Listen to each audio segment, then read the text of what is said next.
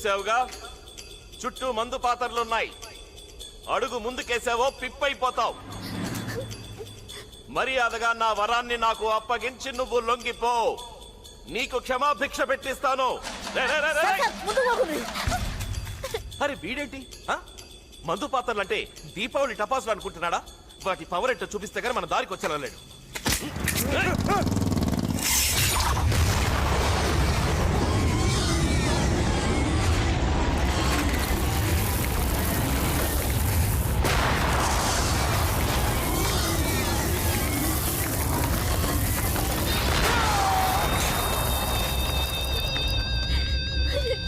పోచమ్మా, వీడు దేనికి లొంగెలలేడు.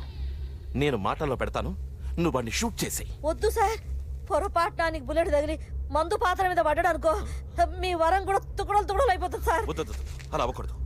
రేయ్, నేను 7 అంకెలు లెక్క పెట్టేలోగా వెనక్కి రాకుంటే మా బుల్లెట్లకి నువ్వక్కడే కుప్పకూలిపోతావు.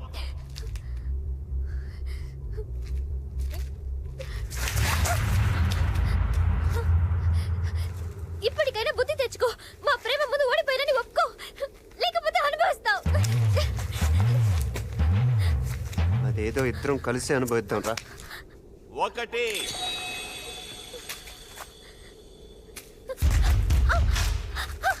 2 3 4 5 6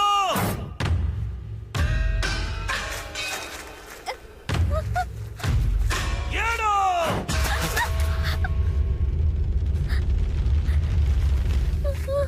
సారు, ఇప్పుడు 7 అడుగులు ఎవరేసినట్టు? అంకిల్ మనాడు లెక్కెట్టాడు, అడుగులు అతనేసాడు. అంటే పెళ్ళైపోయినట?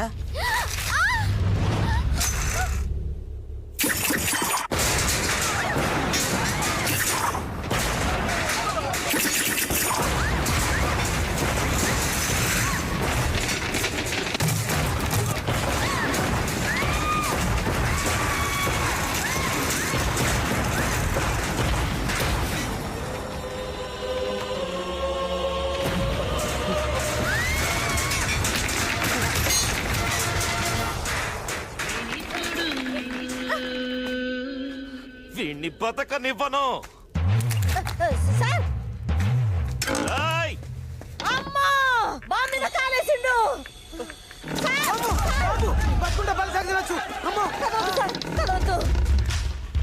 కదలకండి సారు, కదలకండి. సంచి గిరుక్కున్నాడు కొడుకు, దెబ్బకు నుజ్జు అయిపోతాడు, పేడ ఎవడైపోతుంది. ఓయమ్మనే ఓయమ్మనే ఓయమ్మనే.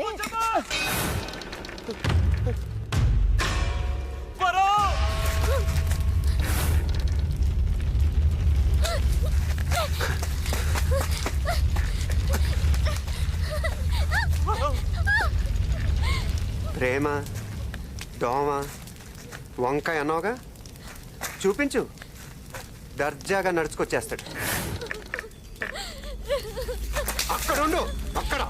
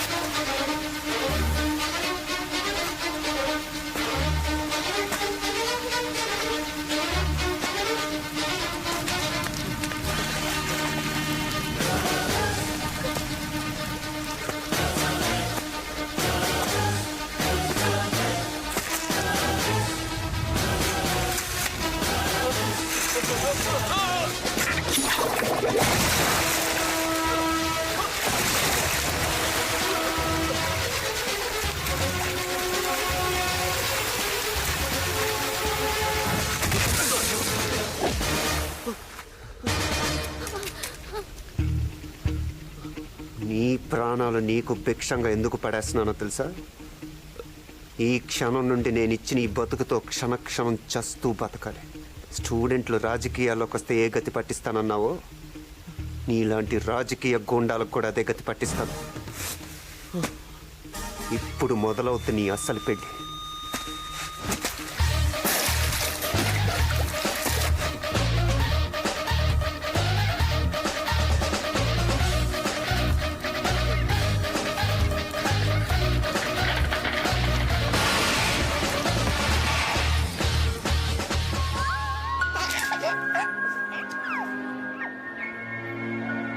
నీ పేరేంటమ్మా? యాదవ్ అండి. ఆడున్నాడండి.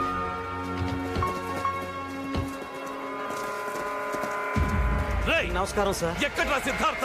చెప్పండ్రా, ఎక్కడ సిద్ధార్థ? తెలుసు సార్.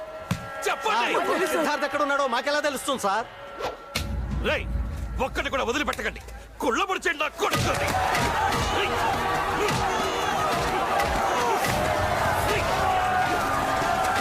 ఎక్కడా సిద్ధార్థ? చెప్పు, ఎక్కడా? చెప్పు. రేయ్, చెప్పండి.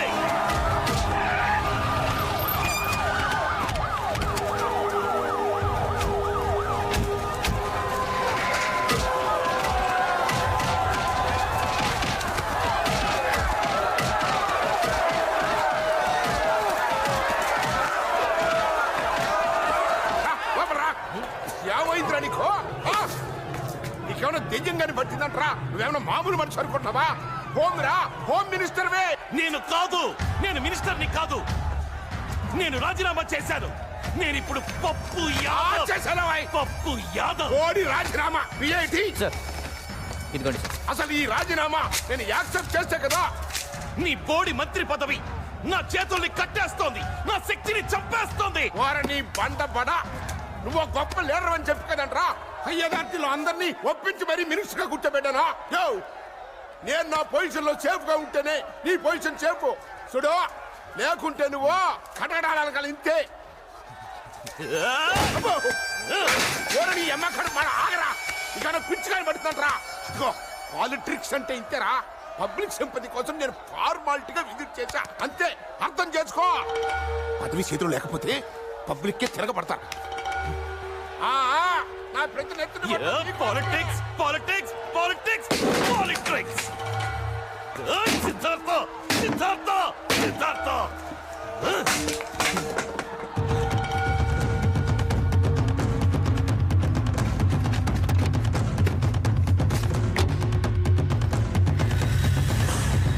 స్టేట్ నీ ఇజ్జత్ పడిపోయింది. ఏం బావా, నన్ను జైల్లో ఉంచేలా చేతులు కట్టేశావు. ఇవన్నీ తెలిసి ఇంకా ఇలా ఉంటే కత్తులు క్షమించిన బాంబులు క్షమించవు. బయలుదేరా. నా చెల్లిని తీసుకురాకపోతే నా పేరు మొండినానే కాదు. ఎవరి కష్టాలను అయితే చూసి రాజకీయాల్లోకి రావాలనుకున్నాం, వాళ్ళ పరిస్థితి మాత్రం మరీ అధ్వానంగా మారిందిరా. కూలీలా మారిన వాళ్ళు చూసాం, బిచ్చం ఎత్తుకునే పరిస్థితులను చూసాం. చివరికి ఇప్పుడు బలవంతపు చావులను కూడా చూడాల్సి వస్తుందిరా. పైగా పప్పు యాదవ్ మన మీద పగతో వాళ్ళని ఇంకా చిత్రహింసలు పెడుతూ వాళ్ళ కోసం కేటాయించిన పొలాలు నమ్ముకోగా ఏదో నామకే వాస్తే కట్టించిన ఇళ్ళని కూడా నిధులు లేవంటూ సగంలో ఆపేశాడు. పబ్లిక్ లో కూడా మన పట్ల కన్ఫ్యూజన్ ఏర్పడిందిరా. అసలు మన సిద్ధాంతం ఏంటో, దానికి ఎన్నుకున్న దారేంటో తెలియకపోవడం వల్ల సివిల్ డిఫెన్స్ ద్వారా మనం ఎన్నాళ్ళు కూడగట్టుకున్న పేరును కూడా కోల్పోతున్నాం. ఏ ప్రజలకైతే మనం మరింత దగ్గరై సహాయం చేయాలని రాజకీయాల్లో అడుగు పెట్టామో మన మొదటి లక్ష్యం కూడా అదే. వాళ్ళకి సహాయం అందటం. మనం అందరం ఎక్కటం ముఖ్యం కాదు. టెర్రరిస్టులుగా మన మీద పడ్డ నింద తొలగిపోవాలి. ఇదంతా పప్పు యాదవ్ చేసిన కుట్రని మనం నిరూపించగలిగితే ఈ రాజకీయాల్లోని మొదటి కలుపు ముక్క నీరేసే అవకాశం దక్కుతుంది.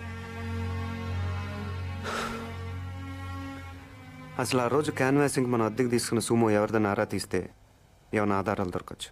అమ్మో, ఇన్నాళ్ళు ఈ అమ్మాయిని ఎలా భరించారా బాబు? బురదనేస్తుంది. దాంతో జాగ్రత్తగా ఉండాలి, లేకపోతే మనకే మస్కా కొట్టి పారిపోద్ది. ఓసారి మేం పడవ మీద వెళ్తుంటే సరిగ్గా మా పడవ పక్కనే వెళ్తున్న ఇంకో పడవలో ఆయన కనిపించారు. నా చూపులు ఆయన మీద ఆగిపోయాయి. అందరూ గోదావరిని చూస్తున్నారు, నేను మాత్రం ఆయన్నే చూస్తున్నా. అడ్డంగా కూర్చున్నాడా? అందంగా కూర్చున్నారు. ఆయన అందానికి నా కళ్ళు అదిరే. ఇంకేం అదర్లేదా? అదిరింది ముక్కు. దాంతో నా ముక్కు పడక గోదావరిలో పడిపోయింది. దరిద్రం వదిలిపోయింది. నాకు ఏడుపు వచ్చింది. అంతే, ఆయన దూకేశారు. అలా చిన్న ముక్కు పుడక కోసమని గోదావరి అంతా ఇది తెచ్చిచ్చారు. ఎవరిదో పీకిచ్చుంటాడు. నువ్వేంటి అదో టైప్ లో మాట్లాడతావు? నీకుందిలే ఆయన చేతిలో. ఎంతవరకు చెప్పాను? ముక్కు పడికెచ్చారు కదా, ఆ రోజు నుంచి నా మనసులో లేదు. కళ్ళు తెరిసినా మూసినా ఆయనే. ఆ తర్వాత నేను అన్నం తినేదాన్ని కాదు, నిద్రపోయేదాన్ని కాదు. ఓసారి మేమిద్దరం గుడి వెనక గులాబీ తోటలో కలుసుకున్నాం. అక్కడ ఆయన సిగ్గేస్తోంది బాబు. అమ్మో నాకు భయమేస్తుంది. అప్పుడు ఆయన నా దగ్గరికి వచ్చి ఏమన్నారో తెలుసా? వరం, నీకే వరం కావాలో కోరుకో అన్నారు. అమ్మాయిలు పడేయడానికి ఏ మగాడైనా అదే చెప్తాడు. అప్పుడు నేనేం అడిగానో తెలుసా? వెండి పట్టీలు, ఎండు చేపలు. కాదు, ఒక ఎర్ర గులాబీ కావాలని అడిగాను. తక్కువ తెప్పించుంటాడు. ఎలా ఇస్తారు? అది తెల్ల గులాబీల తోట. ట్విస్టులు చాలా ఉన్నాయి. అప్పుడు ఆయన ఏం చేశారో చెప్పుకోండి చూద్దాం. ఫోన్ చేసి తెప్పించాడా? మ్మ్హ్మ్. అది తప్ప ఇంకో వరం ఏదైనా కోరుకోమన్నాడా?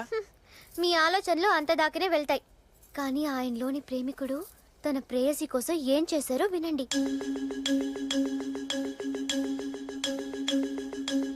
చెయ్యి కోసి ఆ రక్తంతో తెల్ల గులాబీని ఎర్రగా చేసి నాకిచ్చారు.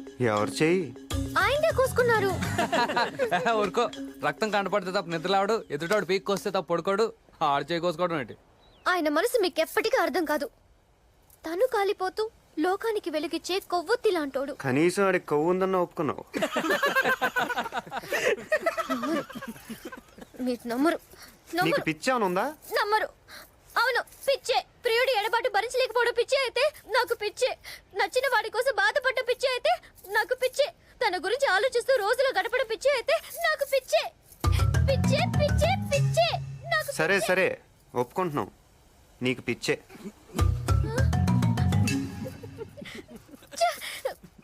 పవిత్రమైన నా ప్రేమ గురించి మీలాంటి వాళ్ళ దగ్గర చెప్పడం.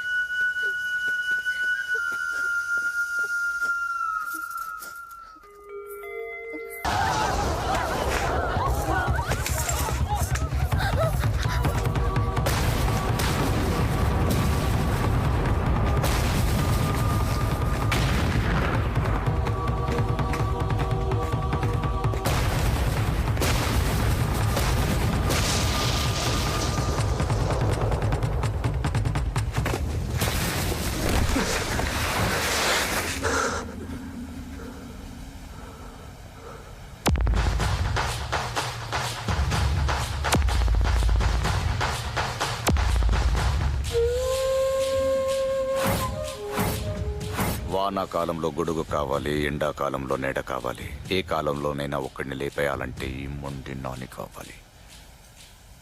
ఇవాళ బావ కళ్ళలో ఆనందం చూడాలి, నీ కళ్ళలో చావు చూడాలి. అయిపోయా. సరే అలా కానీ అయిపోయే ముందు ఒక్క మాట. అన్నా ఆడి మాటలు వినకన్నా. ఏ మాటలతోనే చంపేస్తా? అవునన్నా, ఆడి మాటలు కానీ విన్నావు అనుకో చికెన్ గున్యా వచ్చినట్టే అన్నా. చా ఏది చంపు చూద్దాం. చంపను, చావుని పరిచయం చేస్తానంతే. రోజు శవాలతో ఆడుకుంటాం మా ల్యాబ్లో. ప్రాణాలు పొయ్యడంతో పాటు తీయడం కూడా చదువుకుంటాం. పిడికిలు బిగించి ఒక్కటి పుర్రె మీద ఇచ్చాననుకో, నీ మెదడులో ఉన్న నరాలన్నీ చిట్లిపోయి ఇంట్రాసెరిబ్రల్ బ్లీడింగ్ అయి నీ కళ్ళు, చేతులు, కాళ్ళు, నడుము, మెడ, చివరికి దీంతో పాటు అన్నీ చచ్చిపడిపోతాయి. ఫైనల్గా మా ల్యాబ్లో ప్రయోగాలకు పనికొస్తావు.